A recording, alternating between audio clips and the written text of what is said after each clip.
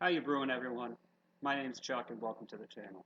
This is my first video, so just a little bit of explanation about what I'm hoping to do with this channel.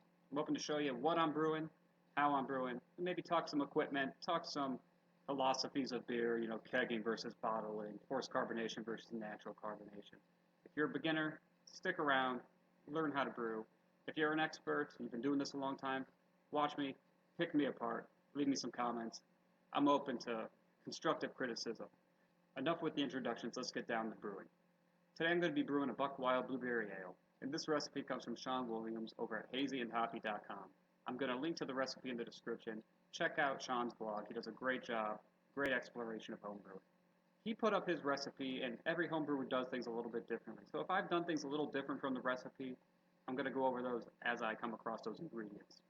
So for our malted grains, Sean calls for 3 1/4 pounds of light dry malt extract. I went ahead and upped this to 4 pounds. The reason for that is the original recipe is for a 5-gallon batch. I brew 5.5-gallon batches. We can go over the reasons for that later. It tends to give me about 48 beers instead of maybe 42. So adding that little bit of extra malt increases the ABV to a point where it's stable at that new volume. It's going to be about the same as the original recipe, but it doesn't really alter the taste all that much. Next, we'll need 2 pounds of extra light dry malt extract and half a pound of biscuit malt. Note that this is going to be steeped for 20 minutes at 155 degrees. Moving on to the hops. For our bittering hops, we're going to use 1 ounce of Tingen hop pellets. It's a hard word to say. Those are going to boil for about 60 minutes. For the aroma hops, Sean calls for Liberty hops. I've substituted Mountain Hood hops. They give a very similar flavor profile, sweet, but a little bit of a mild spice to it, and we're going to use half an ounce of those. The yeast Sean chose to use was the Y Yeast Labs 1272. I've chosen to use the US 05 from Safe Ale. I've had great experience with that yeast. Always gives me a nice, consistent American ale. And finally, we're going to use 2.5 ounces of blueberry extract. We're going to add this in between carbonation and brewing, so you're not going to see me add it during the video, you'll see me add it during the next video. So for those of you all excited, you're like, alright guy, let's move it along, it's enough fat chewing, let's get down to homebrew.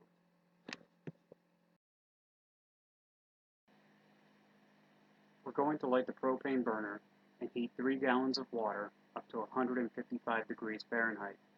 Then we can add our grain bag containing the biscuit malt.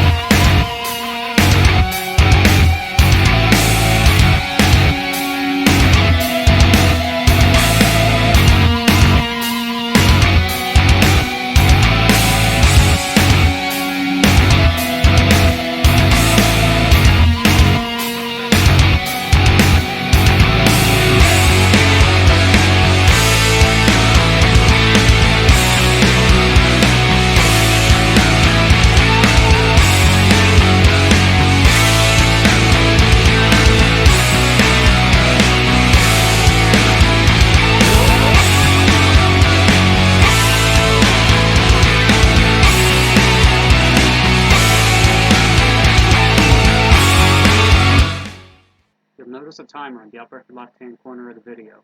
This is our total brew timer and is just there to give us an idea about how long the entire brew process takes. Now that we've reached 155 degrees, we're going to add our grain bag containing our biscuit malt.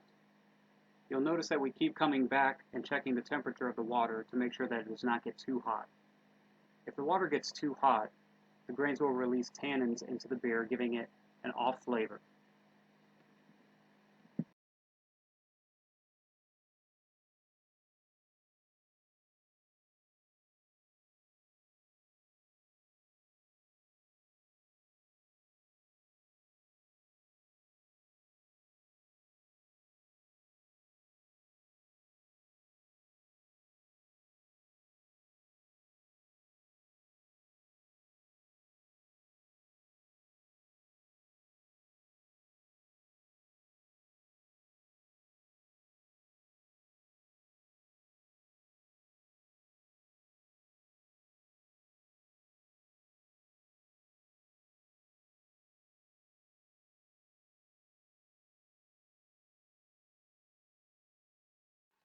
After 20 minutes, the grains are done steeping.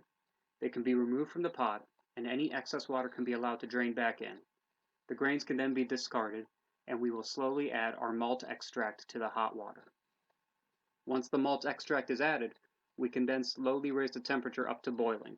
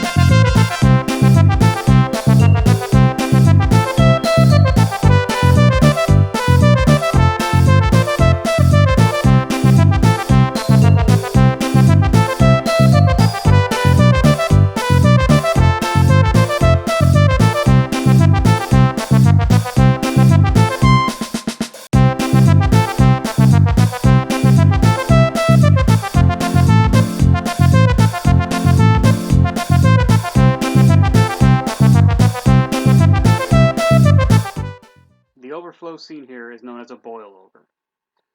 The primary cause of a boil-over is you turn your back on the beer. Brewing beer can never be trusted and will never miss a chance to boil over. The real reason for a boil-over is the proteins released by the malt as you raise the heat. Eventually, these will sink back down and dissolve back into the brew. To prevent a boil-over, you can raise the heat slower or use a continual stirring, or, if it becomes imminent, slowly raise the beer off of the heat and remove the heat. That is one of the benefits of gas heat, is that you can immediately cut the heat and the burner does not remain hot.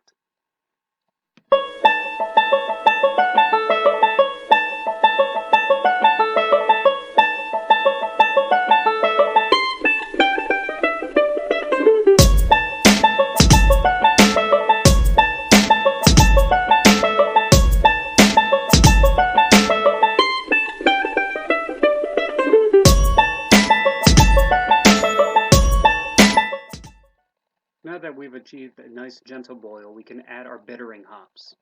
Our Tingen hops will be added slowly and stirred in to dissolve the pellets into the beer. These will boil for about 60 minutes.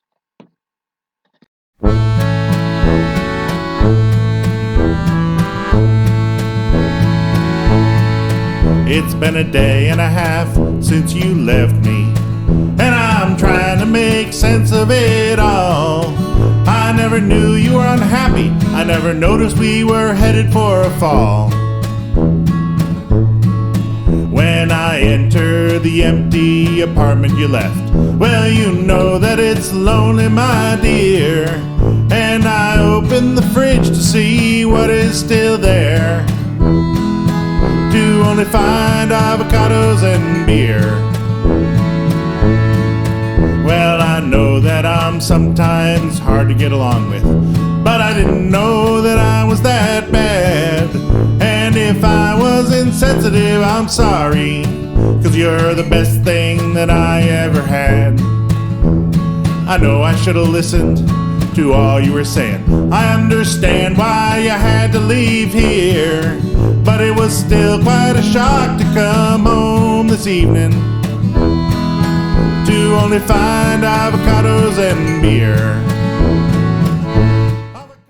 During the last 15 minutes of a boil, I like to add a teaspoon of Irish moss. This is a clarification agent, and in the end gives us a much clearer beer. You'll notice in just a few minutes I'm going to be adding a copper coil. This is my immersion cooler. I'm adding it for 10 minutes to help sterilize and clean it before it is used.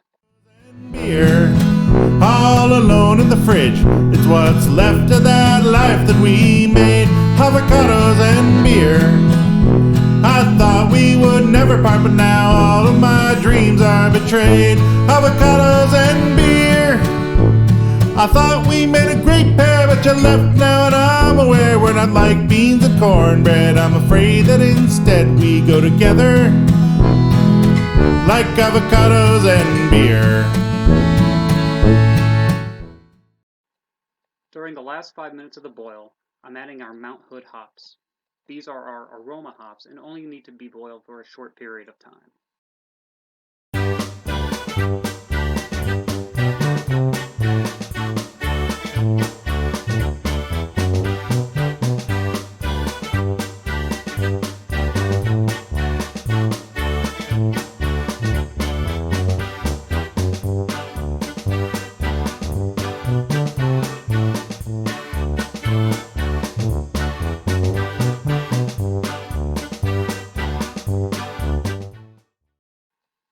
Now that the 60-minute boil is up, I'm going to cut the heat and turn on the immersion cooler. The immersion cooler works by taking cold water, running it through the copper tubing, through the hot beer, and then out into the driveway, in this case. Copper is a good conductor of heat and will transfer it into the water to be carried away. The goal of this is to bring the wort down to approximately 70 degrees. Some people prefer to go a little cooler.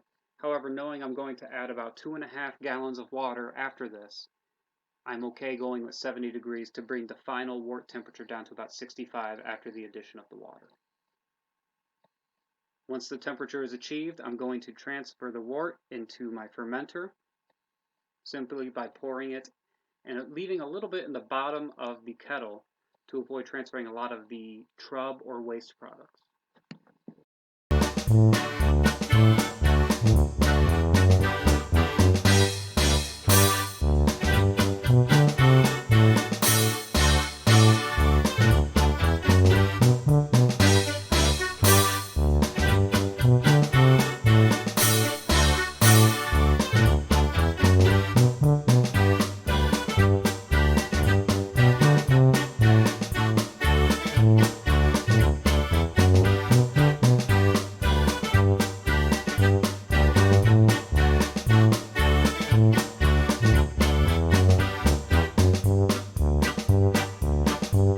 Now that we've topped off the volume to 5.5 gallons, I'm going to take a sample of the unfermented beer for analysis of the original gravity.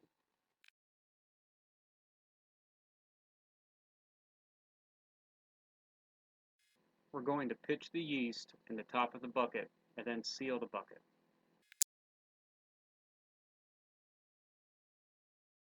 Finally, we will install the airlock. This will prevent any outside bacteria from entering during the fermentation process by creating a liquid barrier. I prefer to fill the airlock with star sand instead of regular water. Once the bucket has been sealed and the airlock installed, now we let the yeast take over and ferment our beer. We'll wait approximately 1 week to 2 weeks before taking our next sample for gravity. Overall, the brewing process takes between 14 to 21 days. So I'm recording this part of the video about a week after Brewday, and you can see behind me our blueberry ale is bubbling away nicely. Got about 2 more weeks before we're ready to do anything with it.